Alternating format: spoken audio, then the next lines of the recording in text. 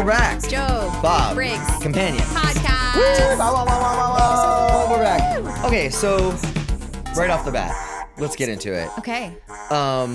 We made a bit of an error. Oh, you going to date this? Okay. Yeah. Let's do it. Well, I guess we don't have to date. Well, it's going to get dated either way because we obviously fucked up because they didn't come out on time, really. Oh, sure. So what happened is we just kind of fucking spaced out. I mean, a lot of stuff's been going on in our life. Yep. And we just kind of spaced and didn't do it in a violent nature. Straight up. Straight up. I think what happened. We didn't do In a Violent Nature, which was part 2 of that like slasher night situation. Well, it's not even, I think that is actually, this is part, I'm getting closer and closer to the issue with all of the categorization of Joe Bob on Shudder. Lack thereof. The thing is that wasn't part, that was, yes, part of a slasher night-ish, but it's more so that's Joe Bob at the Last Drive-In season 7. Right. Whereas this Wingding Witches special. It's a little special. But I guess no, but they do double features. Yes. It was a double feature. What it was? The Wingding special. No, oh my God, what's the name of the Slasher Night? Intruder. And In a Violent Nature. No, and you're right. Every month, even though it's part of season 7, you're right, there is a theme. There was an opera theme. Yeah. And then there was and he does double features on Friday nights. That's the marathons are always a double feature. Yeah. They're like every marathon ever is a double feature. We treated it as just a one-off episode. And therefore, I feel like you're making it more confusing because you're figuring out in the moment really what happened. I'm just trying to break it down, but so yeah, continue. we basically they had a Friday night marathon. We did only one, which they're gonna know, Intruder, and we skipped In a Violent Nature straight up. What happened is stuff has been going on in our life, and then secondly to that, there's been this upcoming Wingding special, which I think we just had our energy focused on. Okay, well, there's a new Joe Bob coming up, right? So we kind of have that to get into, right? So basically, this episode is going to be backlogged. We're going to do In a Violent Nature. It's going to come out tomorrow, which you'll then figure all this out. And then next Friday, May 7th or whatever that is, May 6th or 7th or 8th, that Friday will be this episode. And then the week after will be, I think, Oddity is the name of it. Yeah. So we'll go basically 3 weeks in a row, In a Violent Nature, Rawhead Rex, Oddity. Yeah. And then in June, we will just be back to 2 episodes in the month for following up season 7 after In a Violent Nature. In a Violent Nature. Whichever one's available, because not every episode is available. Season 7, I think, is almost completely intact. Maybe there's some episode. It should be, whatever's next available, 100%. Yeah. So, but to keep our shit tidy. Yeah. To keep our shit clean. Our side of the street clean, which we like to do. We are going to do In a Violent Nature. We're going to watch it tonight. Yes. Tomorrow morning. Yes. And rush to get the pod out tomorrow. Yes. We fucked up and it's creating that way a little bit. It'll be Intruder, In a Violent Nature, because we started talking about the slasher rules. We have to. We can't jump around. It has to make sense. Yeah. Thank you for, before we did the pod, we were kind of talking about it, and it's difficult to have this feel serious because literally 3 people listen to this, if that. Yeah. But it is serious, and the idea is that... And we care about you. And we care about you 3 people. There's 12 people watching. Again, we'd love to comment and like. Comment, please, because I am convinced you're Russian bots who just somehow get sidestepped over here. But... maybe it's Darcy and Joe Bob.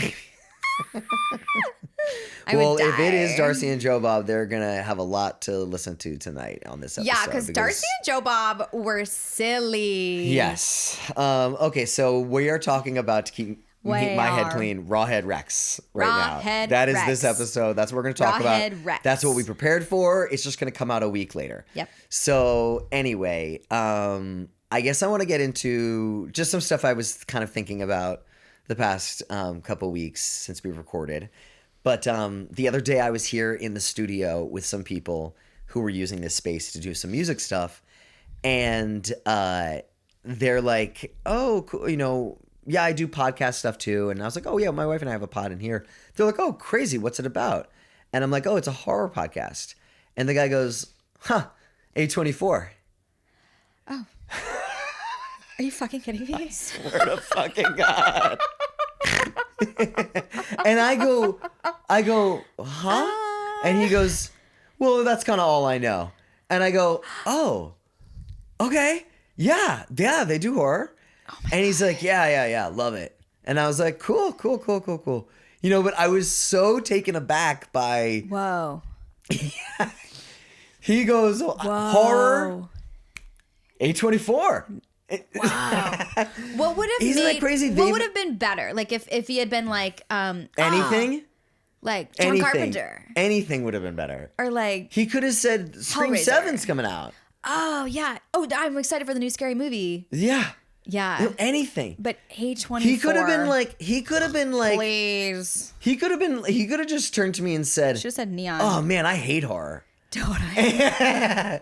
A24. That would have been better than saying A24. Oh my god. If he literally goes, "Oh, dude, honestly, I just don't like it." Yeah, it's disgusting. And Pornographic people who are scum. into it are sick freaks. Yeah. Or even if you had like a sense of nonchalance to it, like, "Oh, horror.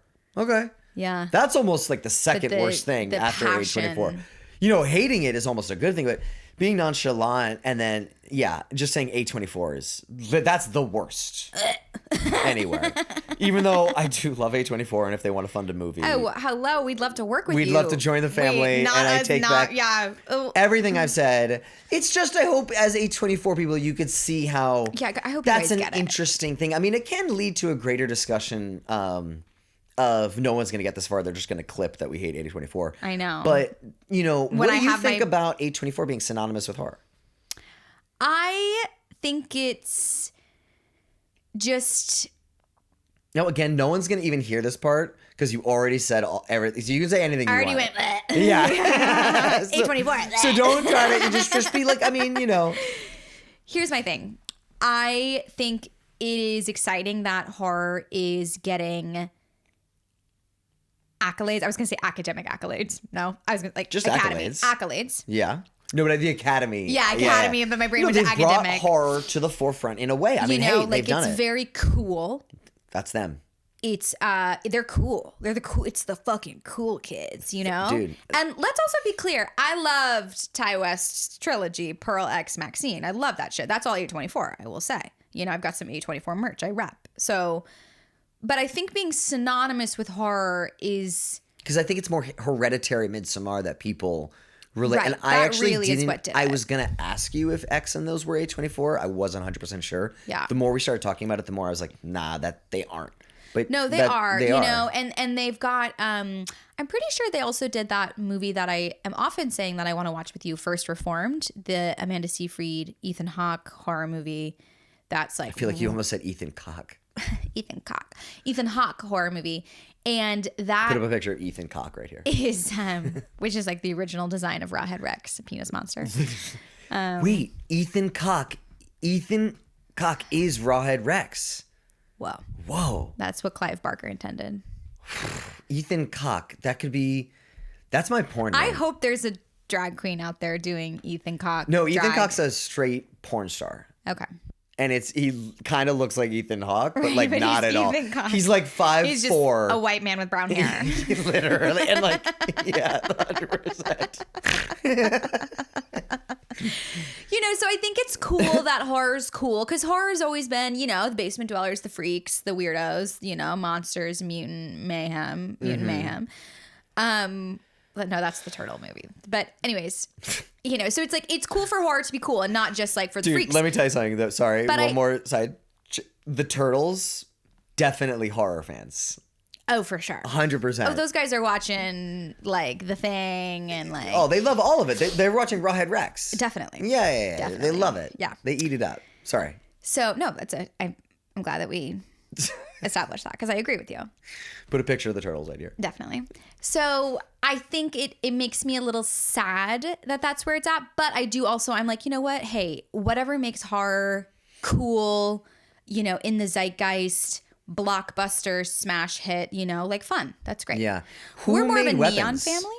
We are more of a neon We're more of a family. neon We'll take your money. family. But again, A24, we love you. We actually think you're great. Oh my God, We're just doing duh. hot takes to clip. Of course. This is just a podcast that nobody's listening to. Understand, we're just saying Like, we don't please. like you for hot takes to clip. But can I That's say literally all this? we're doing. I think that what my point with A24 is this, is I didn't love, I saw Midsummer 4 times, but didn't like it, which is weird. Maybe someone could argue that I did like it. I think you liked it. I liked Midsommar. Thought Hereditary was okay. But I really wasn't into horror at the time. I thought the Ty West trilogy was also okay. I liked it. I liked it. It was more than okay. I liked it, but it was not my favorite thing. Sure. So they haven't made things that I necessarily love in general. They've made other movies I love. But I don't know if I really loved Everything Everywhere All at Once. I think that was A24 too. Yeah, I love that movie. I thought parallel universe stuff, multiverse was just like played out at that point with Marvel. But Right. I will say That's this. your My thing with point is them. this: is that even though they've done a great job as making horror very popular and bringing it to a whole crowd of people that would have never seen it, which I love. Yeah. I think they've done it in a way that is niche in its own wave of horror, which is that it will come in fashion and out of fashion. Okay. And I think that it is not niche in the kind of universal B-rated horror world. Yeah. I don't think those movies are using language that's just kind of ebbs and flows inside of B-movie horrors, right? I agree. I think that they did their own thing. Yeah. And in that own thing, Which is cool. they brought a whole new audience to horror, which is Definitely. great for the genre. Yep. But I think it's its own thing. Yes. And I think that will maybe go out of fashion.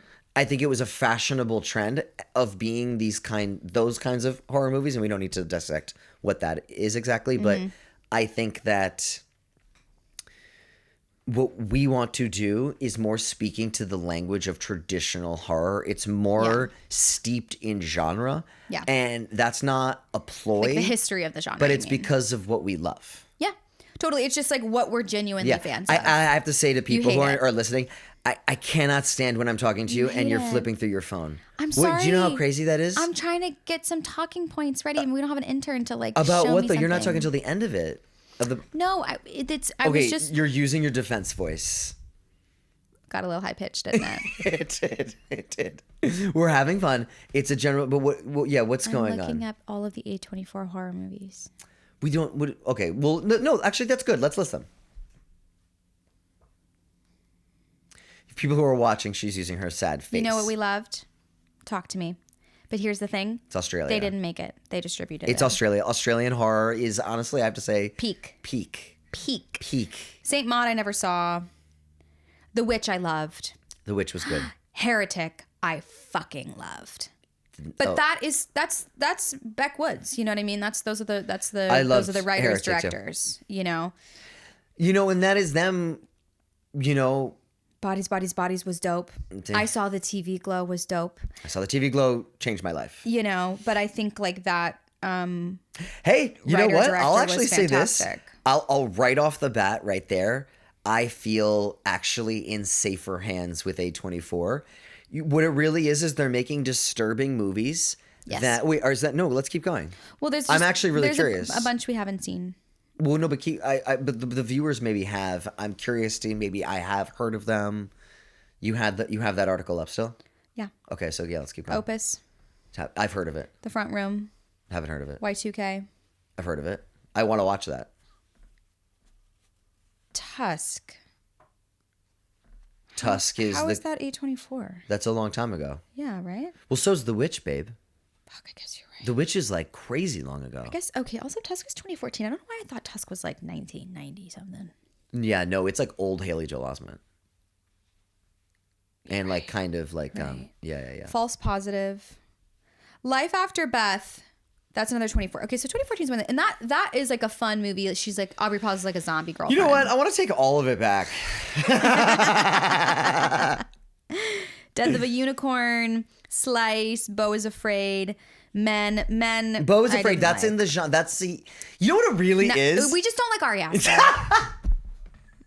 We just don't like Ari Aster. We just don't like Ari Aster. We're just not fans. We're just not huge Ari Aster fans. We actually kind of love A24. We do. I'm sorry, A24.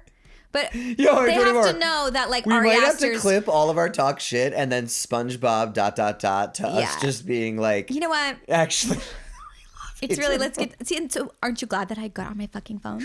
I am. You know what? And we may have to clip that and reverse clip it back and then play both in reverse and tell people to play it forward so they truly understand. Nope, let me work it. That was it. You're singing Missy Elliott because she was nominated for Men Greatest I didn't Songwriters. like, but I just didn't like that a man made a movie about like men being creepy. I was like, okay, you know. Climax, Enemy, Maxine, I loved. Black Coat's Daughter, Killing of a Sacred Deer, I loved. That's Yorgos. That's some spooky Yorgos. The Monster, High Life, Hole in the Ground, Under the Skin. Okay. Yeah, we're good with that now, right? Yeah. Because we haven't heard of any of these at this point. That's what I saw. Yeah. But No, Bodies was great. But you're so It Comes whoa, at Night was there's great. so many. I mean, Yeah. What's your favorite movie at that list? Is Bodies? My favorite movie from this list is honestly Heretic. And then Bodies. Yes. Okay, I And would then say also Maxine. Oh, fuck, Talk to Me. But again, I would say Talk to that's Me, and distribution. I Saw the TV Glow. Fuck that. Yeah, that's also so good. And I want to watch I Saw the TV Glow again just because I found it so deeply interesting and affecting. And Dude, like, yeah, it's just bananas. if I saw that movie as a kid, I think I would have been like, I'm trans. I love that's beautiful. Yeah. That's really beautiful. Seriously, I'm like, and yeah, I wonder what that means about me now. Because you could still be, you know? Food for thought. Yeah. Okay. On to my next thing. Yeah, what's your next thing? Well, that really spun a whole. That was crazy. That was fucking. Thanks for everybody who was along for the ride for Yeah. that. Okay, my next thing. I overheard somebody on a like one of those beer carts in Nashville, where they go. They were like riding around, and I'm pulling the car, and they're going into the roundabout as I'm kind of like exiting off of it, like moving past them. Yeah. And they go, "It's a roundabout. How many of y'all got roundabouts? Where you from?" Like the host of the Pedal Yeah. Tavern? Oh, And I'm like, what a dumb fucking question to ask people. Like, ever been on a rotary? what level of boardom Yeah. do you have to reach in life Right, that party must be where elite. you're asking people if they've seen a roundabout? Where they come from. Yeah. Sorry, this isn't the most interesting thing, and I almost thought Really about not saying this. Yeah, it's really not. But that is just like indicative of when the party is so lame, you're like talking about the logistics of traffic flow. Absolute town. nonsense. Okay, So funny. absolute nonsense. All right, my last really thing here is us watching True Detective. I want to kind of bring people along. We We've have watched. been watching We 3 definitely episodes. watched an episode before we recorded our last pod, but I don't think we brought it up. I want to start bringing people along for the ride with us in where we are in True Detective. Okay? Okay, so yeah, spoilers for True Detective. We've seen 3 episodes. Okay, if you have not seen True Detective season 1, turn off the entire podcast. And go watch all of that right now. And then start the podcast again from right here. Sure. Yeah. Congratulations. You've Because seen all of it. We've and if only you're seen 3 listening episodes. further, we're going to spoil the first 3 episodes, and then throughout the next level of this podcast, we're going to spoil each episode that we watch Yeah. thereafter. And honestly, though, that's not going to be a long time. We're probably going to binge through this thing in the next 2 or 3 episodes of this podcast. I would imagine we're done with this with True Detective in the next 2 or 3 The thing weeks. is, each episode is an hour long. It takes us a while. Yes, and it's really intense, Yeah. you know? And It's like a full movie. It's really, really good. It's crazy good. So it's like you can't like space out and space back in and be like, oh, let's keep binging. Yeah. Like if you don't catch something, it's like, whoa, time jump. I am 38. This came out when I was like 24, and I have no clue what's about to happen. That's awesome. And guys, I think it's So- one of the best things I've ever seen. Okay, on so TV. yeah, spoiler now. We've seen 3 episodes. Yeah. So apparently think they've caught the guy. They think they've caught the guy. They Matthew think they McConaughey found is the like guy. a whiz in the den or the cage or the pen or whatever they call like where they like interrogate people. Yeah. Woody Harrelson is cheating on his wife, and it yeah. has the craziest character arc. Oh my God. I love the woman who's in the show, the wife of Woody Harrelson.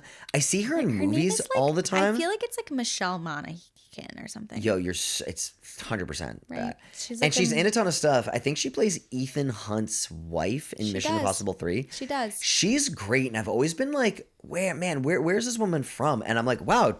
Now I'm watching this, I'm like, True Detective. Dude, she's really great. She's probably in other stuff before this, but what a and performance then the she's been given. girlfriend is another actress. Yeah. who Who's we done? know. She's in. I don't think great stuff. Honestly, I don't remember. I her think name. she is great though, and I think she could be interesting for Yeah. to cast. Mm-hmm. That's a little casting stuff, Mm-hmm. a little behind the scenes.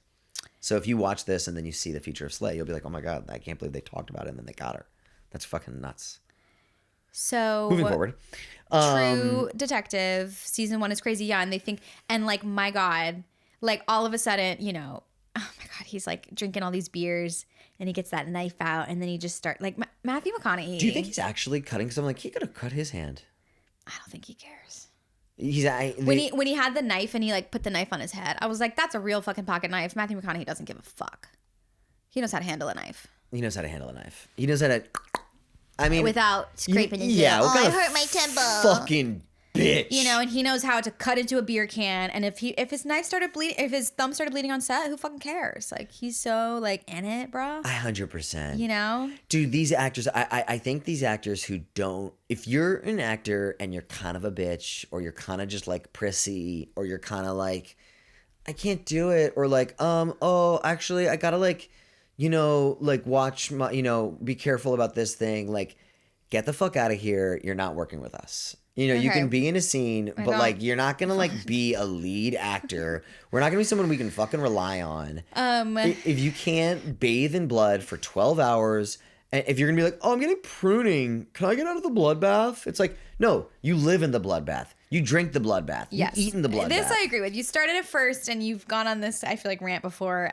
Let it be clear that all of my sets, I want my actors to be safe and to feel safe, and they will be safe. That being said, it's safe for you to get a little pruny from a bloodbath. No, so yes. Let me say this. You've taught me a lot about safety on set. I'm like, don't be like, you don't want to do your own stunts and cut your throat. Wait, I'm loving this. You ain't going to be in our movies. Like, I don't want that attitude. We need that character to come back again.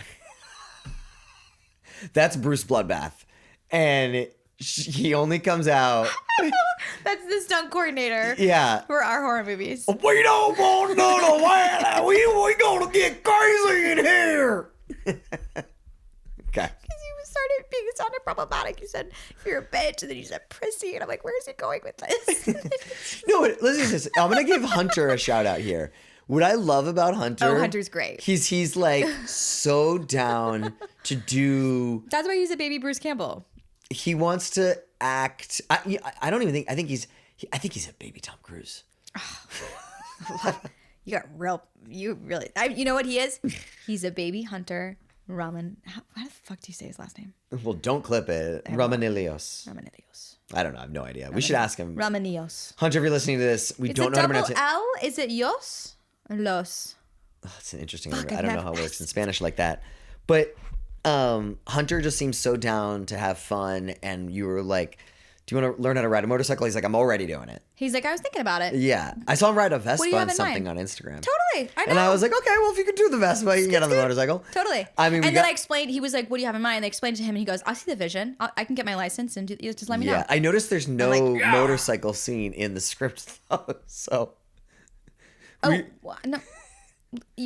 Because you also realized that you had the idea for him to ride a motorcycle after reading the first draft. I know. I am now working on the second draft. I know. That's what I was. So I am writing it into the second draft, you knucklehead. What are you talking about? I know. Yes. I realized there's no motorcycle scene that I came up with after I read your first draft of the script. Well, that's because it's in the second draft, you knucklehead. I can't wait to read it. Is there going to be like a little spoiler? Is there a sidecar, or does she get on the back? She gets on the back. Okay. And she wraps her arms around him. You didn't write a sidecar into it? I did not write a sidecar into it. How cute would a sidecar be? No, a sidecar is really cute. Side cute. Sidecar. Motorcycle sidecars need to be more around. I agree. I bet they're not around because they're so dangerous. Probably super dangerous. Just hanging off the side of a vehicle.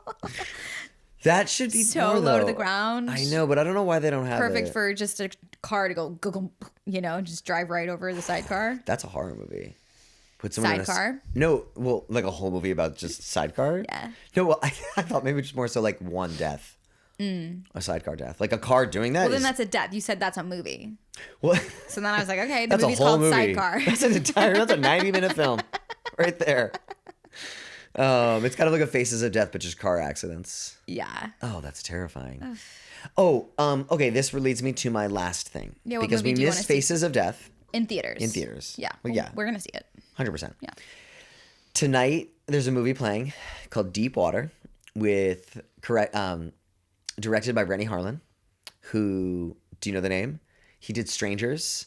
Right. And he did Deep Blue Sea. Okay, yeah.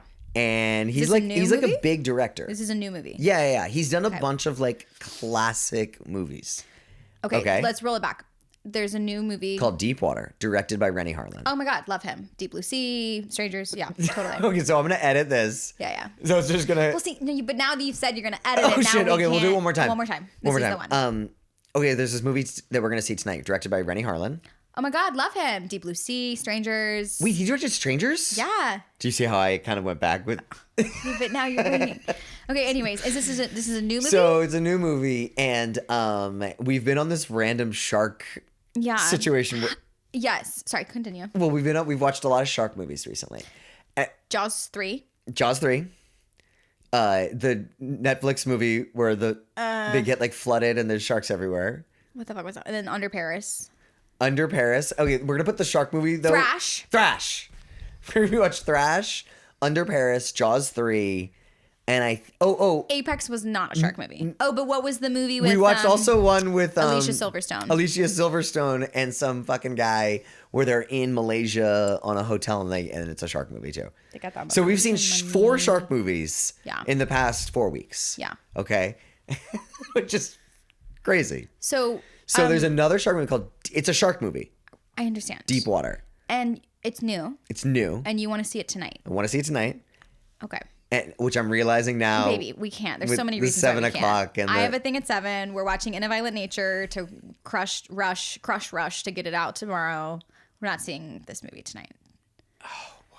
Yeah, and we're seeing it Europa tomorrow night. So. Oh, it's like you're hurting me on purpose. Okay, but how about Saturday? Could we see 2 movies tomorrow? I would see a movie before Europa, but I can't go. I can't go after. That's 7 o'clock. What are we gonna see? A movie at 9:30? I'm gonna be asleep. What are we, animals? At the Q&A. I'm gonna be asleep during the Q&A. Okay, this is all getting very fucked up and complicated, and I'm very upset. Yeah, what? It's a random thing. Okay, well, can I just tell you what Deepwater's about? It's a shark movie. That's all I need to know. It's about a plane. They fly from West Coast to Asia, and they crash in the middle of the Pacific. We're never going to Asia. and the survivors. If we see this movie, we're never going to Asia. And the survivors are just like in the ocean. I'm not seeing this movie. If we see this movie, we're not going to Tokyo. Yeah. I was like, what a terrifying fucking idea of a movie. Horrifying. Do you know there's a movie which I've never been able to see again? If you can find this, and don't tell me USS Indianapolis with Nicolas Cage anyway, it's not that one. This is an old 1950s movie. This is a true story. Okay. Do you remember your random thing, by the way? Yeah. Okay. This is a true story. When they delivered the nuclear bomb to, I think it was Guam, I forget exactly where the planes took off to go to Japan to drop it. But the boat that goes to the island, let's call it Guam or Iwo Jima or whatever. Somewhere in... I thought you meant let's call the boat Guam. No, let's call the island Guam. Boat. Yeah. As they're going from... They bring the nuclear bombs to Hawaii and they put them on and they bring them to Guam. They're traveling through the ocean. It's a top secret mission. Yeah, it's a big mission. Nobody can know. And I think this all happened in a different part of the world, so don't fucking roast me in the comments, okay? That's a yawn. So, it's top secret mission. When they deliver the bombs on the way back, because no one's still supposed to know where they are, they get hit by a Japanese sub and they go into the water. Okay? Something like 1,000 sailors go into the water and like 38 come out because they all got eaten alive by sharks. Fuck. That's the story that gets told in Jaws 1 by the captain when he's like, we delivered the bomb. Right. And we had 300 men came in the water. Have you ever been only 38 close to a shark? Yeah, the eyes. Eyes are black like a doll's eyes. Doll's eyes. So that's all a true story. Oh my God. And that's the story that I always like in that movie until he's like... Yeah, I was literally telling you that story now. And you, people who aren't watching, she went, like... Okay, well, that was really loud. I was being discreet about it. I know, but okay, so anyways, what is there a horror movie about that or something? Are you telling me there's a shark movie about that? There's a movie about it that I got played as a kid, and it was like a 1950s movie, and it scared the fucking ass out of me as a kid. Okay. They played it. In 5th grade, I took a World War II movies class. In 5th grade? In 5th grade, I took a World War II movies class. That's insane. And we sat and we watched World War II movies. and we watched Boring. we watched this movie about that, and it's literally people just getting eaten alive by sharks. Yeah. And all of us in class were like, ah! It was so scary. We were all so freaked out. It was crazy. He was showing us this movie, and then we also saw a movie called Stalag 17 that I love, and I remember to this day. And like, I just remember this one guy talking about Betty Grable, like she was so hot. But it's basically about like a bunch of guys in a German prisoner of war camp in 1944, and they just all kind of like hang out and are funny. They're funny? Yeah, they're just like funny. It's like a funny movie. It's a comedy. Oh, okay. It's literally a full-on comedy called Stalag 17, and it's like a very funny movie. We should watch it. It's actually one of my favorite black and white movies. Like, it's very good. I still haven't seen the movie that I bleeped last time. I'm not going to watch Stalag 17 until I see that movie. Okay. I'm remembering what it was now. Yeah. Okay. Can I tell you something crazy? And this is not a trades. This is just like something I thought was interesting and wanted to bring up to you. But I was like, because if it's a trades, I'll bring it up on the pod. That goes at the end. No, I understand. But this is about White Lotus season 4. So it takes place during Cannes, the film festival. That's fascinating. And you know what else takes place during Cannes? The movie The Last Horror Film. Yeah. How fun is God, that? I want to go back and like rewatch our podcast every episode. Why? Because I want to like that movie was really crazy. The Last Horror Film was good. It was good. Like sometimes when these movies, when we talk about them and I'm like, oh, this movie is like kind of hard to For how they watch, kind of a fucking- slog. yeah. And then you think about it after and later and you're like, fuck, that movie's really unique and really fun and Yeah. probably cost like nothing to make. And For how they made it, it was like they made a movie. You know, they like were improvising it and Totally. coming up with the story as they went and just like stealing shots of Cannes and like I thought that was cool. yeah, I thought it was great. Rawhead Rex. Rawhead Rex. Let's get into it. Rawhead Rex, written by none other than Clive Barker, based on his short story Rawhead Rex. Dude. And Joe Bob. Oh, can we actually Books real quick? of Blood. Yeah, We gotta get a copy of this thing. definitely. What are we doing here? I know. We definitely should. We got not only do we have to get a copy, we're gonna read them. Like we have to read them every night. Sure. Love that. Little bedtime stories. That's amazing. For you and me. I'm gonna read you one every night. All kinda I've rub ever your wanted head. is for you to fucking read to me in bed. Yeah. And you've never done that. You've done it like twice. So I would love that. I did it in the beginning of our relationship when I was reading Harry Potter. That was awesome. Yeah. Yeah. Yeah. Yeah. So can we talk about how because like Joe Bob and Darcy, with the show being canceled, but them being contracted to do these like last couple specials, the energy was weird, you know? I thought the energy was horny. It was horny. And I wrote down in this, you turned to me and at one point that you go, don't talk about Darcy being horny. And I turn to you and I go, my first note is Darcy is horny. Yeah. Witch's Night. What's it called again? Witch's Wingding. My first note is Wicked Witch Wingding. My second note is Darcy is horny. My third note is horniest episode in general. Fourth note, Darcy is Irish Catholic. That's incredible. No, what is it? What is the thing called? Windesnacht? Oh, it's called He said it so many times. it's called Walpurgisnacht. Walpurgisnacht, right? Witch's Night. And, you know, they were drinking so many beers and so many Well, types I think of it's things. Witch's Night. In German, the great thing about the German language is that they have an ability to add words together to make concepts that didn't exist before as a phrase. Yeah. And so whereas for us it takes like it's the gathering of the witches or like that, they would be able to be like, it's a gathering of witches where you drink and it all happens at night, and it will be now it's Walpurgisnacht. Yeah. All put together. Totally. And I'm not sure if that's exactly what it means, but that's the concept of Walpurgisnacht. German. But so it's like, because it was that, like it was a festive environment, and They Joe were Bob, drinking. they were drinking a lot. And they didn't tell us, did you get the update about what to order for the beer? I think it was on the Instagram, maybe. Well, I mean, it had to, but I'm saying, but when you say you think it was, like you think you saw it, or you think that's where it may have been? I saw it, Okay. but I don't know. Neither of us really drink, so Okay. Well, I would have loved to Didn't have really. ordered it. Had you have seen it, you're bad. And if you didn't see it, no use crying over spilt milk, Okay. as my mama used to always say. Okay. Anyways, it was super festive. I thought it was funny. Joe Bob was like, they repoed my trailer. Like they're already starting to clear out his set pieces and stuff. I think he was joking about that. Well, the trailer's gone. The trailer in the background was gone. Oh, that's funny. Oh my God, that's so like crazy. they're clearing out his set, That's They're fucked. starting to get rid of his shit. Yeah, that's fucked. What the fuck? They should auction that off and proceeds go to some charity of Joe Bob's choice. I wonder if they'll just do YouTube specials. I know. How I'm can so they not curious buy the rights to a couple movies, raise the money to a couple movies, and just I'll give them the rights to all my movies. I don't know if they're gonna want that. They had a call at the end for Christmas horror movies. So What do you mean that call at the end that was like, if you have the rights to a Christmas horror movie? they're always looking for that. The letter that they got was a guy who has a holiday horror movie database.com, and Joe Bob was like, oh my God, yeah, it's like the Christmas one especially, we're always like really scouring, like trying to find a Christmas horror movie to have for the Christmas special.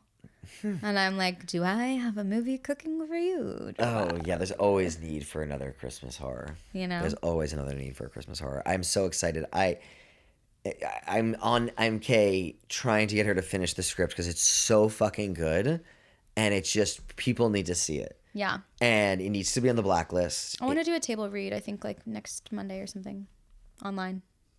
Next Monday? Yeah, what do you think about that? Like you're talking, today's Thursday. You're saying this Monday? Yeah, this Monday.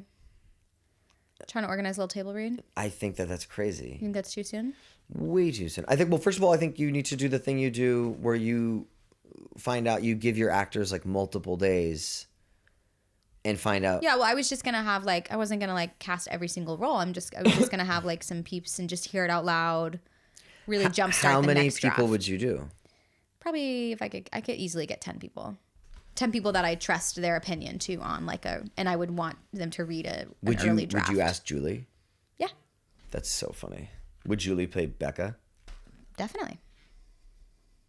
Bro, do not disturb, please. My phone, it's on vibrate, but you're right. Well, it should be on airplane mode. It's on airplane mode now. Okay, I think Monday is soon. I mean, look, you said you were going to be done with it, though. I mean, I'll say this. That seems doable. Guys, he's on me to finish the script. I I'm know, that's trying to great. give myself an external deadline, and he's like, "It's too soon." Well, let's maybe talk about it off pod, but I feel like there's a couple lore things. But no, I mean, you could. Just the trusted few, the James, Alex, Lizzie, the trusted posse. Who would you have play? We'll talk off pod. We'll talk off pod. Wow, that's a complicated question. We'll talk off pod. Okay, we basically just said a couple things with Slay. There's a bleep you'll hear, and then we kind of went off on a tangent of a bunch of things. So there's going to be a hard cut. And this is where we're not To having right an here. intern in the room. Sometimes we just get carried away and we just start gabbing, and it's like, well, hold on, this is. An intern would not have saved this problem because I would have just kept gabbing. You would have? Let's not keep gabbing because then we're going to have to cut to... Yeah, okay, let's just move on. Let's go Okay. back to the movie. Rawhead Rex. Rawhead Rex, right. So, Clive Barker's gay. And I just want to talk about that as a concept. I want to talk about that in horror. I want to talk about what you know about that. And I want to talk about... I don't know anything about that. Is that Did true? you know that he was gay? I think I did, actually. Okay, he's extremely gay. Okay. Can I show you a picture? And we're going to have to put this picture that I'm putting up. My Aura ring just said time to stretch your legs. No, bitch, I'm doing a podcast. I'm not going to stretch my legs. Yeah, the Aura Ring's going to have to take a chill pill on that one because I'm seated. we're absolutely seated right now. So he's an openly gay man. I love that. Oh my God, my last Google thing, I'm just going to have to re-Google Clive Barker because my last Google thing is when is Love Island starting? When is the next... Baby, why are you reading your Google? Well, I'm trying to show you these pictures of Clive Barker where he looks like a thirst trap. Oh, you got some thirst trap Clive Barker pics. Yeah, I have some hot pics of Clive Barker. So, I mean, yeah, this was originally supposed to be a penis. Okay, I can't find it, but we'll put a naked picture of Clive Barker right here. Okay. Is he naked in the photo? No, but he's actually not naked in the slightest. But he's got 2 earrings with crosses on them, and he's wearing a sleeveless shirt, and he's like got his arms like crossed, and then he has like a huge cigar, and he looks like a very young gay man. Love and it. I have all these incredible quotes of him talking about his kind of concept of homosexuality, how it regards to his creativity, and I can read some of them too if you're interested. But what were you just about to say? I was going to say that Rawhead Rex, the monsters, was originally supposed to be like a 7-foot tall penis. Yes, literally. So. A giant phallus. And Clive Barker hated this guy, this ogre version of it. Right. Now, what would the movie have been as a phallus? Because I got to say, Clive, baby, I love you. Toots, honey, darling. But you think this guy was silly? I think a big penis monster would be a little silly. I mean, is it going to fuck people or what is it going to does eat a penis people? monster look like? I mean, I'd love to see Is it. the tip the head? Is the head on the shaft? tit? No, is like the tip Oh, the a tip, little the hat head. and the head's on the shaft? I think the head would be like And the balls of the feet? like where the penis head is, and then there's like a little piece of skin there that kind of Yeah. connects the shaft to the head. Yeah. Almost like that piece under your tongue Yep. there. That's its like nose, and like the shallow part from the tip is its eyes. I was obviously imagining like somebody in a penis costume, so it's like a full like cutout head. You Their know, like face in there. like a little like when you're wearing like a tree costume in like a school play. No, and it's you're, almost a like tree and, I like, would your do it head's where like there. his nose and his eyes, and then his mouth is above it as the tip. in the tip Yeah, that's cool. part with like like the teeth over the teeth. like right here. But then to eat so people, imagine like this. But then to eat people, he goes like this. Yes, like he has to kind of come down, and then like it opens up and eats their head. Yeah. But because I he's don't know. giant though, so he can curve down. Right, of course. Oh, and it's more just like blah, Yeah, blah, like blah. that's what I would And imagine then it the is. balls are he runs around under the balls. That's gotta hurt. Did you know that they originally wanted the actor who played Chewbacca to play Rawhead Rex? Yeah, and so they got this 19-year-old guy Heinrich with ripped abs. But I'm like, are these abs fucking real? Because There's no way. they say that it's his I real know Joe abs. kept talking about his abs, but I'm like, there's no way those are his abs. Yeah, because I mean, I'm working for abs, and I don't got Like abs like that's that. crazy. Do you want That's to a hear some of beefy these man. quotes about? Clive Barker's sexuality? Yeah. I mean, I'll never say no. I'll never silence a gay man. Well, here I can read this. But if you're not ready, then we should keep. No, I can read it right here. I'm just gonna read one like paragraph, okay? There is a lot to choose from. What's your source? This is from Addicted to Creativity Part 1 by Bill Barbaros. Okay. It's actually crazy you ask the sources because all this is a website with just like huge quotes with the source underneath it. Perfect. And there's one movie here called one source here called Clive Barker Raises Hell, which I guess is a book or something.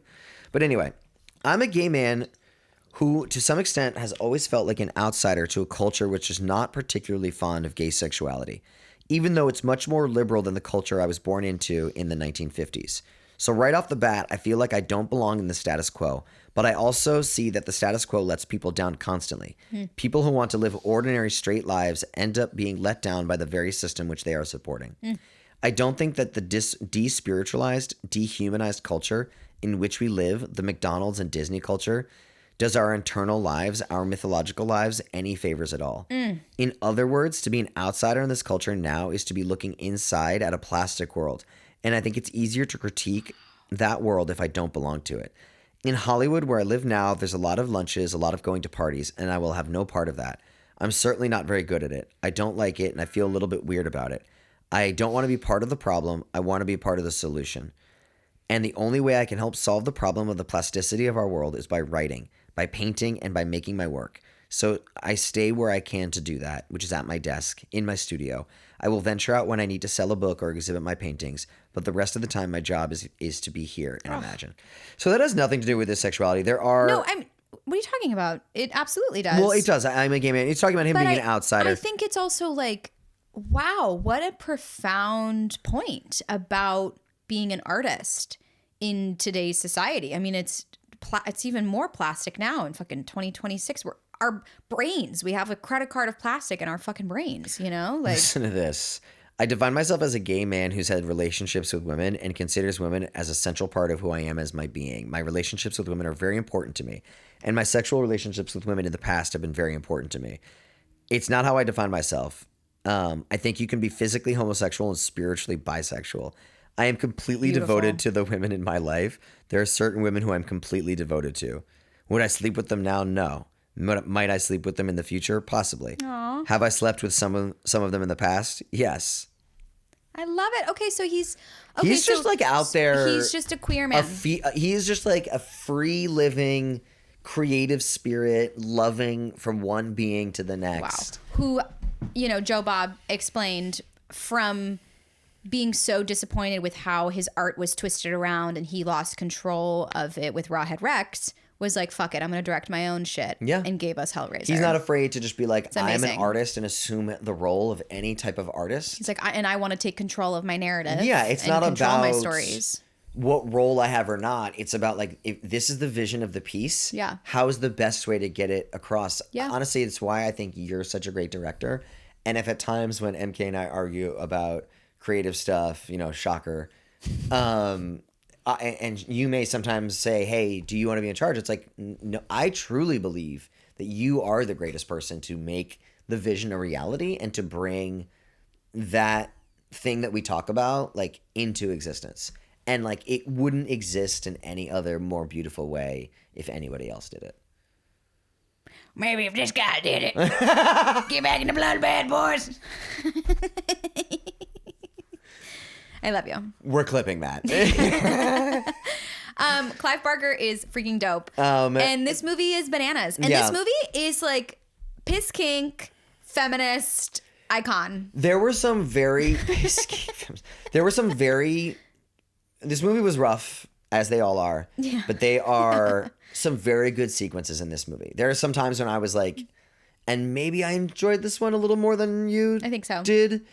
But definitely the first half. I think the second half, I was a little bit more checked out. I got more into the second half. Yeah, exactly.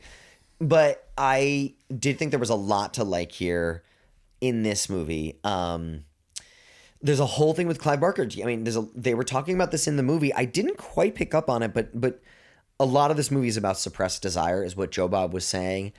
I mean, the town is suppressing their knowledge of Rawhead Rex in a way. Mm-hmm.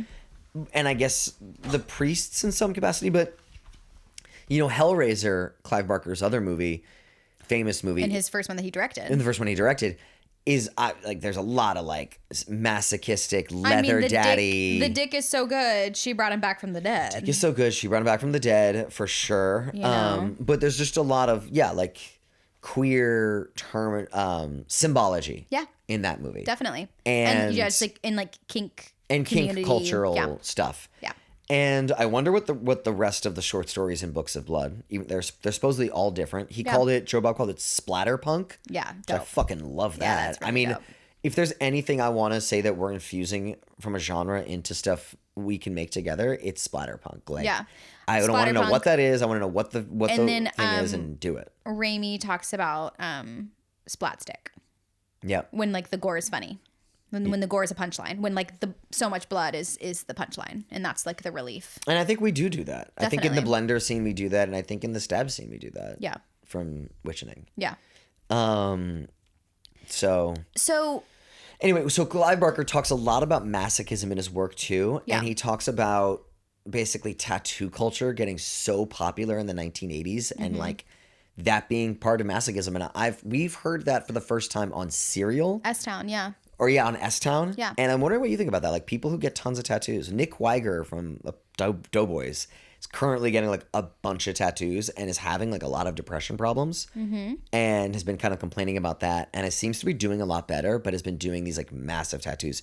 He got Varong from Fire and Ash. Do you not know this yet? No. He has a massive Varong tattoo on his shoulder. I mean, I've heard him like because whenever you're listening to it, he'll like always be talking about He her. loves Varong. He has a huge Varong tattoo. And then he got a huge tiger on his thigh. That's crazy. And now they call him Tiger Weiger. And I'll tell you, I don't have like a tattoo like pain kink. I mean, you have 0 tattoos. I have 0 tattoos, but I will say I kind of want a tattoo of something on my thigh. Cool. Cool. Can I? The thing is with like massive tattoos and stuff too, it's like, yes, it's a pain thing. It also is like you're in there for hours, you know? Can I show you something? I completely this conversation is completely reminding me about something that happened the other day. And we may this is really weird. Look at the photo I took in the gym the other day. Okay, yeah. Okay, we have to put this photo up here. Because otherwise they're not gonna know what the fuck we're talking about. Yeah. Well, I could just explain. Basically, I saw this guy at the gym who had like a ring of text in a ring around his thigh, which I just showed MK the photo of. Basically creating like a garter belt of tattoo on his thigh. Yeah. And he's wearing these shorts where his tattoo is slightly poking out from his leg. What do you think? What do you think about that? What do you think about tattoos slightly poking out from underneath a man's very short shorts? Well, I think that's a longer inseam than you usually wear. No, this was a short pant. And when you well, I love how you compared it to me. That was definitely a dig. That's not a dig. I love a short inseam. Look where his knee is. These are. Oh, I guess you're right. Yeah, You kind of zoomed in, so I couldn't really tell. These are mine, if not like maybe 1 inch more, but they're very short shorts. I think tattoos are awesome. I have. No, but does that look hot to you if you see a guy? Totally. No, okay, take a beat. If you see a guy with a little bit of a tattoo poking out, do you get like a little like? Does it go like? Oh my God. No. That's insane. Please, no, stop. Okay. Do you just? What the fuck? We're deleting that. That's crazy, John. We're not deleting that. I'm blurring your face. That was the most insane thing ever. Okay. I love you so much. That's crazy. Okay, well they're not gonna know what it was if we bleep it. I'm blurring your face. Yeah, that's fine. To answer your question, yes, I think it's hot. Okay, that's with the enthusiasm. And that's what I said. I go, yeah, sure, yeah. And you Well, go, no, let me finish. And you wanted to do something fucking vulgar. That's ridiculous. I am your wife, okay? Put some respect in this space. How dare you? Oh my God. What is wrong with you? I'm sorry. This isn't like 2010 Call Her Daddy, okay? Like, chill. I don't think I've actually ever laughed this hard on the podcast. Ooh, okay. Okay, so I think tattoos are great. Okay, so I won't do that again. That was too far. That was way too far. Okay. But I think tattoos are great, and if you want to, And you think it's hot? Yes. A little bit under the thigh. I don't. Where's the hottest place on a tattoo? For a man or a woman? Where's the hottest place for a tattoo on a man? Probably I've never seen that. You just gave an answer. You're talking about if a guy has a belly tattoo that goes down. Can I tell you what it is? Like 2 pistols? Exactly. Matthew McConaughey's character in Magic Mike, I'm pretty sure he's got 2 pistols right there. So you think 2 and I think that's fucking pistols hot. on your hip pointing down to your crotch? Or maybe it's Tom Cruise in Rock of Ages has that. Some rock star in some movie has, like 2 pistols. You think a belly tattoo? Not a baby. It's in there. You have to keep in mind, they have a 9-pack, and then it's like super sharp lines, and then it's like right leading down to the goods. There's like pow pow. Okay. Well, that's your answer. Do you want to know my answer? Of course. Tramp stamp. Cool. 100%. Okay. Wow. Got it. People who get a tramp stamp that's like very sexualized, that's like enter here or something like that. It's like, you're going to have that the rest of your life. Are you out of your fucking mind? Yeah. Anyway, what do you think about me getting a thigh tattoo? Do it. What would I do it of? My face. Going like this. I don't hate that idea. I was just thinking, like, what's the most important thing to me? Like, you are. So, I mean, that is a fucking option. Like, pick like your favorite photo of me and put that on your thigh. But okay, if it weren't you, what else would I do? Like, you'd probably do some like Latin shit. Some words. Yeah, like SPQR. I don't even fucking know. That's what the Roman soldiers had tattooed on them. Okay, I'm going to go through Rawhead Rex movie, okay? Can I do it? You're not going to be able to read my handwriting. That's true. Okay. But that's a really fun idea. That's kind of funny, right? And I think next time you do it. Cool. Okay. I don't want to. It's a lot of work. It actually It's a lot of work. it makes me lock into the movie. Totally. I know I asked you last week this question, but I want to ask you before. Going through this, I want to ask, like, how much of it does help jog your memory of kind of certain scenes? Okay, if something jogs my memory, I'll go ding. Okay. But if I totally have it locked in and I know that's where you're headed, I won't say anything. Okay, Rawhead Rex. Movie starts with the car driving through foresty countryside. Group of guys trying to pry out a rock. Then there's like gas that comes out. Then it goes to an American family on vacation taking pictures, kind of focusing on the dad there. The guys get the rock to move. Gas totally escapes, which is intercut with church singing. The rock collapses. Rawhead Rex is summoned, which I like how early in the movie he comes out. The American dad enters the church, goes to the rectory. Priest gets attacked, mentally touching the glowy light. Dad meets with the head priest. He's writing a book, wants to research. Dad and mom chat in bedroom. Irish couple chat randomly. Guy investigates sound in the barn. Rawhead appears, kills guy, kills woman. American dad and mom walk through. He doesn't kill the woman. Okay. That's important. Walks through the town and makes out. A random Irish man comes to the house of the Irish couple. He gets killed. Cops show up to investigate. Young Irish kids make out in front of another kid. Then they leave. Kid stumbles onto Rawhead, killing someone dick first in the woods. Goes to RV for help. Couple gets attacked from the RV. Girl runs for help with boyfriend's decapitated hand. Whole town on the hunt. Finds body upside down. Cops investigate murder from beginning. American dad goes to cops, then to the head priest. Dad goes to the church. Priest breaks his camera. Family gets in car and drives away, pulls over. Not a single ding yet. Dad takes daughter to pee. Rawhead murders the son. Parents at the police station freaking out. Dad goes back to the church. Gets priest involved by inspecting stained glass. Rawhead Rex attacks the RV park, kills multiple people. It's a total massacre. Cop gets the call. Everyone leaves to investigate. Dad explains to mom stained glass lore mystery. Dad discovers that there's a weapon to kill Rawhead. The head priest discovers that the kind of lower priest guy who was possessed from the beginning gets pissed on by Rawhead. Priest and this other priest argue. The other priest says Rawhead is his god and kind of serves the upper priest to him, killing him. He eats the priest. All the cops light on fire in a big gas explosion when they show up at the church. Everybody dead. Dad gets attacked by priest in the church. They struggle. Dad gets the upper hand. Dad open casket revealing Venus of Willendorf type sculpture. Priest tells Rawhead that dad got into the altar. Dad escapes. Priest gets eaten but likes it.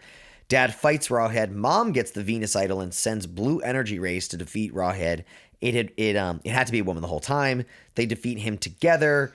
Rawhead descends into the earth, and then Rawhead comes back. End of movie. Yeah, I guess the only ding would be the opening image, because I definitely thought it just started with the dudes like fucking with There's a car. The rune. It establishes the family on vacation. Yeah, but the rest of it, yeah. I will say totally there's a locked bunch in. at the beginning of like establishing this, that, and the other that's in this like weird but like maybe good way. Like in the first 5 minutes, you're kind of establishing 3 different storylines. Yeah. You know? I know, but that was confusing for me because I thought all the men looked the same. So I kept being like, wait, why is he here now? No, everyone. I go, MK thinks every man. I was looks like, exactly he just the same. died. What's going on? I want to say there's one. Great job. Thank you. There's That's one Rawhead Rex. line that I just absolutely loved, which I like feel like I've said this before. Okay. And I'm not like taking credit for it though, because Okay. this was written before I was born. Mm-hmm. So I couldn't possibly have written this and they stole it from me. It's not possible. Okay. I don't believe in the devil, but something started the rumor. Ooh, I've Yeah. never heard you say that. My little bit that I did there didn't make you even crack a smile. You didn't laugh at I all. thought it was so dumb. I was like, just get to it. This is a comedy podcast. You're a bit boy. You're a little bit boy. Okay, that's cute. I don't believe in the devil, but something started the rumor. That's You've like, never heard me say that before? No, I'm sorry. No, but don't you think the sentiment I've believed in? No. Okay. Because I would say if they were like, you know, God is a scientific equation, I'd be like, oh, John says that all the time. But I think stuff has inspired. Okay, I'll say this. Have you ever heard me say this before? I believe that the things that they say Jesus Christ did are inspired from real events. I believe that when they say he walked on water, he walked on a salt flat that was only 2 or 3 inches deep, but it was salt flats are highly reflective and they are very long. So you can be like 100 feet out and it can look like you're standing on the middle of a lake. That's some atheist stuff that I won't stand for. That's another character. That's Jimmy Christian. Yeah, Jimmy Christian. Exactly. So I think that Jesus was on a salt flat for the walk on water. Okay. I think, I think that when he's at a party and he turns like a little bit of wine into like mad wine. He turns water into wine. Wine used to be made in a syrup form. Okay. And you would have this thick, viscousy syrup and you would water down the syrup with water. And that would be the wine you'd have. You wouldn't just drink, they didn't just bottle wine and then you just drink it like out of that. Like it was like a molasses syrup that you mixed, shook up and that was wine. So what I think my man Jesus did is basically he took a little bit of syrup and he just made it, put water into a bunch of it, and they had a thinned down fucking wine party. Okay, what's your theory on the 2 loaves of bread and 3 fish that fed like 250 people? I think one, that's a game of telephone. I think it was like, it looked like 250 people. Like, you know how like you and Iran were like, this is 200, 300 people. And it was 240. So it probably wasn't 250. It was probably like maybe 120, right? Still 2 loaves of bread and 3 fish. Everybody gets a little piece. Imagine that. Imagine he cuts up one loaf of bread. This is becoming very blasphemous. One loaf of bread I could cut up into 50 pieces. We have a piece of bread inside. I could cut that up into 50 tiny little pieces for each. Yeah. Maybe even more. And give everybody a little bit. And they could go around telling a story. We had a party and everyone had something to eat. And it's just the concept of that. Okay. So with all of this skepticism. Yes. You think that you have said this profound statement of, I don't believe in the devil, but something started the rumor. I just believe in that all of these things start somewhere. Right. How about dragons? Have you ever heard me talk about how I think that dragons are inspired from big kind of creatures that existed? I've never heard your theory on dragons. Okay. I believe that the whole concept of dragons and hobbits. Like fire breathing. Yeah. Well, maybe not the fire breathing part, but like large iguana. First of all, the Komodo dragons exist to this day. Yeah. There are, 6-foot lizards. Okay. Now, in America, there used to be giant sloths and giant beavers. Jimmy Carter's like vice president or something was once canoeing in Georgia and said he saw a 7-foot sloth. Whoa. And everybody clowned this guy. This was like early Howard Dean. Sure. Early, like you say something stupid and you're just like done politically. People were like, what a fucking weirdo said he, like guy went canoeing, said he saw a giant sloth. But this guy said he saw a giant sloth. And factually, there are the bones of them. There used to be giant beavers, giant sloths. We're talking huge. Like the size, they wouldn't fit through this door. That's amazing. Like huge. Yeah. So to think that there were maybe giant lizards in some capacity, sure. I don't think is that far off. I would love to be a little spoon to a giant 7-foot sloth. A little spoon? Yeah, I want to be the sloth. Spoon. Like a little spoon. What about riding it? Whee! Do you know that there were also miniature elephants? Yes. You know that I've told you this. You've told me this. Plus, it's also in one of the Spy Kids movies. Here's like a little miniature situation going on. But they don't melt it down. They don't shrink it down. What's the Spy Kids like if they go back in history? What is? I don't exactly remember. Okay, that's really funny. I'm gonna have to figure that out. But I remember like that as a kid prompting people being like, there used to be miniature elephants. Yeah, there used to be miniature elephants. So with Rawhead Rex. Back to the Rawhead. Can I tell you my favorite line? Yeah. Can I get you a cup of tea? Why don't you go fuck yourself? Yeah. Thanks, babe. Was it not that? No, it was definitely that. But I was really excited to say it and act it out. And well, hold on. Let's hold on. Let's cut all of that. Let's take it from here. I'll do the first half and you do the second half, okay? Or do you want the first? Do you want to know my favorite line from Rawhead Rex? What's your favorite line from Rawhead Rex? It's the one where the police officer says, Can I get you a cup of tea? Why don't you go fuck yourself? Fuck, you were good with that. I love that. That line was funny. It was can I tell you my so theory funny. on that line? I think that was just improv. Probably. Oh, So crazy. funny. Oh, multiple quotes from the movie tonight, from the Joe Bob part. Joe Bob and Darcy were funny. Okay, Darcy said, "You won't go back to meat." They're also. They kept me. What am I writing? My notes are like. I don't know. No one's This afraid is- of meat, and they keep talking about going back to meat, and then they were talking about being. MK brings up being oiled up. These are my notes. What? Strip club cocktails. This is an example of horniness throughout them. Oh, well, they were just talking about booze. I mean, the whole thing with But meat? what is it called? Were they talking about meat? Bacchus night. What is it called again? Walpurgisnacht. Walpurgisnacht. The whole thing is booze, burning, and boinking. So also, she kept talking about going to this party at the Bracken. Uh-huh. Do you remember her talking about that? I do. I looked that up. That looks like there's a party on top of this place, Bracken Mountain. Cool. For Walpurgisnacht. Cool. And it's literally like now, like everyone dresses like witches and they just fucking rave. That's awesome. That sounds Yeah. really fun. Yeah. Do you think so they had discussed Rawhead, the actual monster, being older than Christ. And he's like buried under a rune. So it's giving like Nordic, right? It is giving like Nordic. So I thought the design was very Gwar.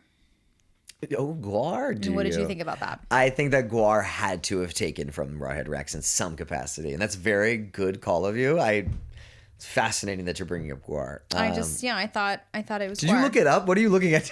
Okay. I literally You're looking at your notes. I'm looking at my Okay, notes okay. and my first I thought you were note, looking at like a Reddit article or something. No, my first note is booze, burning, boinking. And then I wrote Gwar.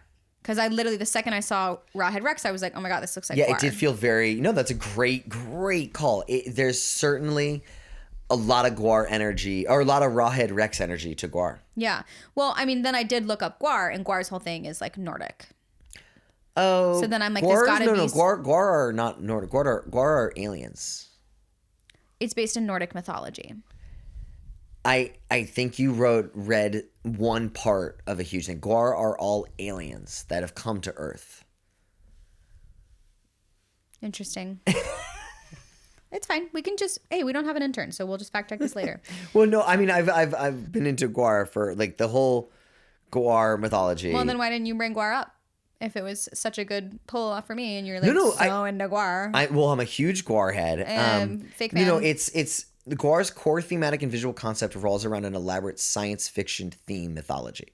Oh, okay. I'm just talking about their design, my love. I'm not talking about like the mythology of who Gwar is. You know, First, 100%, you're right. I was just thinking about the design. Yeah. And like, there's somewhere they've got like their abs out and shit, or they've like painted on abs. I thought that Let me ask you this: what is Nordic to you? What do you mean? When Frozen. When I say Nordic, I think Frozen. Yeah, like when someone says, "What would it look like to you?" It's Someone says that's a Nordic influence. when I think Nordic, I think of a big helmet. I think of like antlers. Okay, I think not of, the photo I just I think of showed you. I think of braids. Okay. I think of Vikings. Everything Viking. Viking looks. Viking just like big beefcakes. You know. I think Okay. of like just like slaughtering and pillaging and raping and. You think of slaughter, pillage, big guys. What kind of weapons does a Viking They hold? have like a mace, and they A have like a mace. big like fucking sledgehammer. Sledgehammers, and shit, you know? maces, like an axe. Totally. Yeah, but not swords. Not as much. I don't think as much. Yeah. And then they're maybe big. maybe like a rapier, Killing. like a little one. Okay, definitely no. But that's cute. I would love to see one of those big guys with like a tiny little. But wait, that's you didn't. Okay, raping, pillaging, big guys. The photo I just showed you, and okay. Okay, I'd like to move on. Well, can I tell you what I think of Nordic stuff? Oh yeah, please.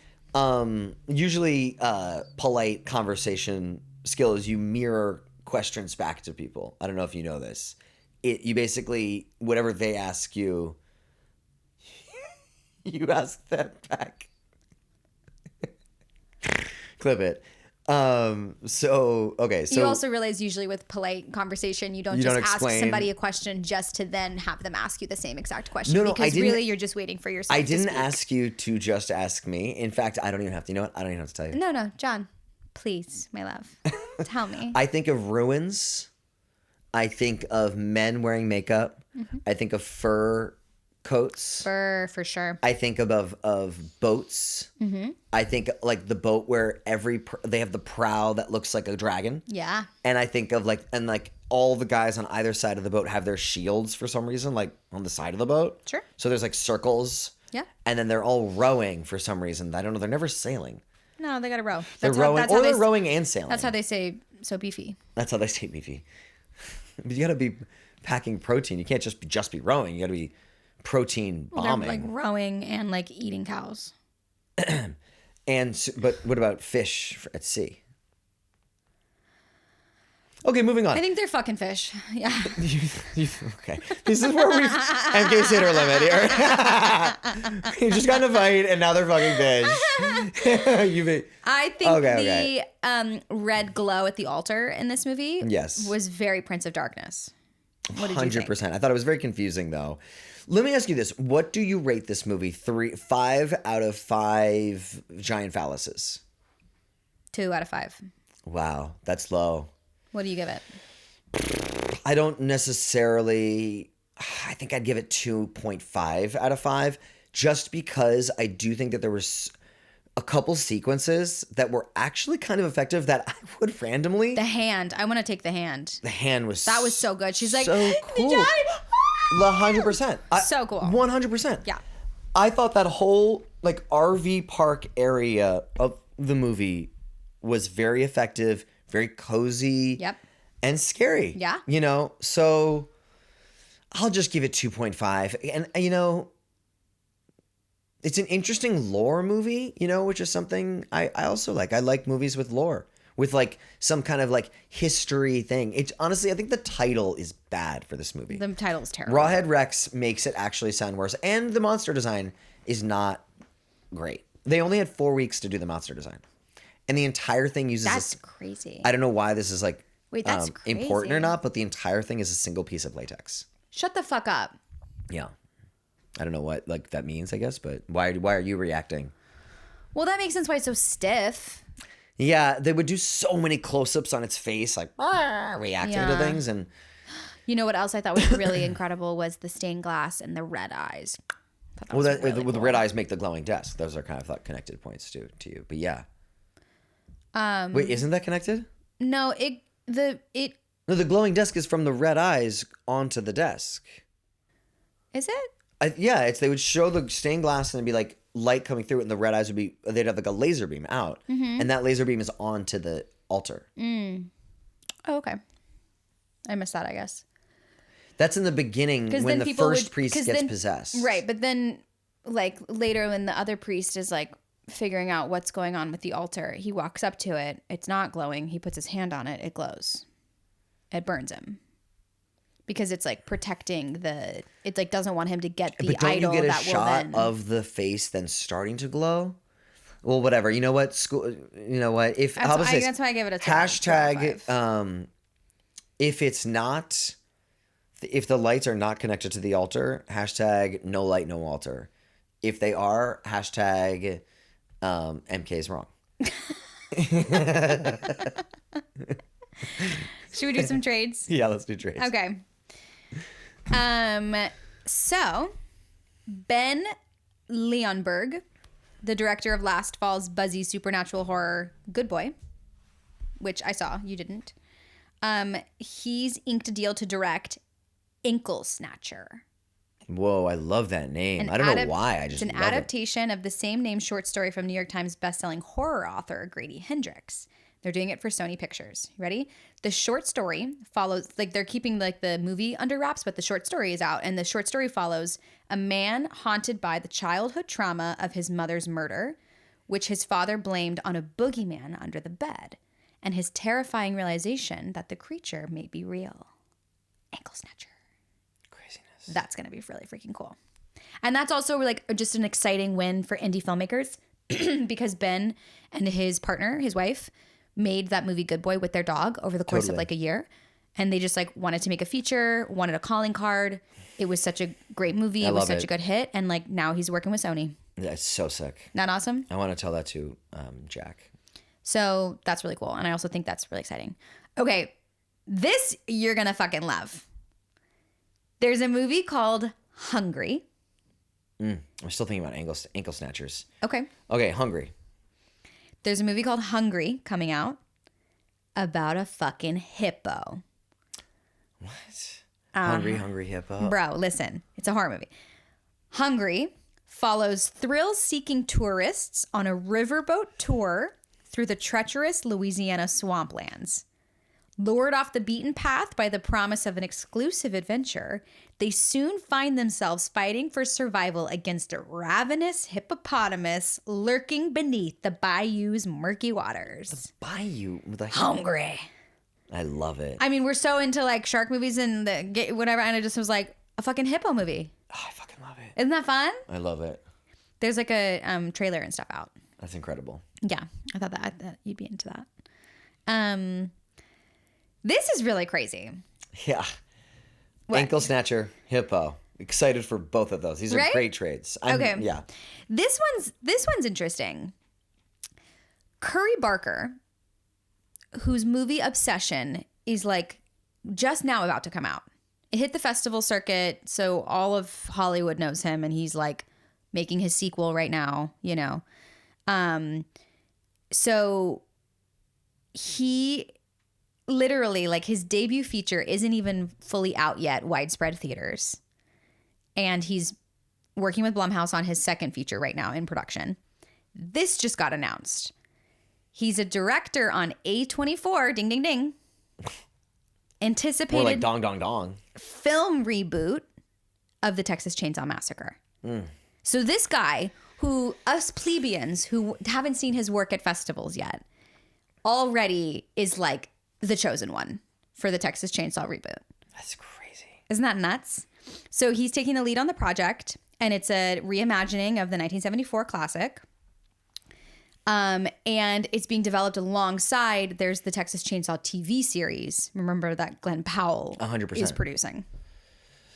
Texas Chainsaw, man, people are really getting back at that. I mean, it's just franchises. That's what it's so exciting about Slay, is just the concept of the franchise. Because not only can you go backwards, but you can go forwards. Oh my God. Slay 2050? You could just do Slay every year. He just comes back every year. There's just, for some reason, that happens now. Yeah, sure. You don't need to explain it. Or we do like what they did with Halloween, and like it's like 2 parts, 2 movies, but 1 Christmas Eve. Sure. With like Halloween Yeah, but if it goes backwards, ends. Slay 2025 will be a complete story for that evening. So if you get the money, you could tell Slay 1975 like in 2 stories. Sure. You know. Slay 1975 could be TV Well, series. but the thing is part 2 would be the better part. You wouldn't want to convince them to do that because it would just make it shitty. Yeah, that's true. Just do 3, get it out of the way. Be like, I have tons of other ideas. Yeah. You know, these people who like get so beholden with one idea. It's like, dude, I want to make 3 or 4 of these things because we have so many just to get into. Totally. It's just like, let's just like make this happen. I mean, dude, I mean, I'm really excited for one day when you have the clout to make the elephant kids movie. Oh, that'll be really exciting. Yeah, Robert Rodriguez, this son of a bitch. You know what I mean? Dabble in a kids movie. With fucking Spy Kids. I love that shit. Okay, this is also exciting. This is the last trait that I have. Britt Lauer from Severance, Jamie Lee Curtis, some girl we don't know, and then David Dimash, this guy, you know his face. Mm-hmm. Love him. He's such a good actor. He's a great actor. They are leading the psychological horror film Cinder, and it's also produced by Jamie Lee Curtis. And this is interesting because there was a viral short film that I saw on Alter like last summer. And it's called Return to Sender. And it's like about that. Like it's this woman. It's actually like a really sick short film.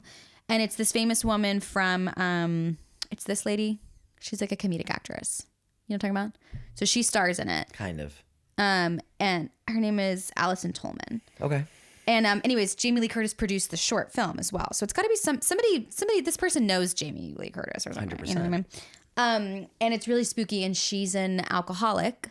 And it just shows her. She's like at her house. It's like COVID time. She's like in her apartment or whatever.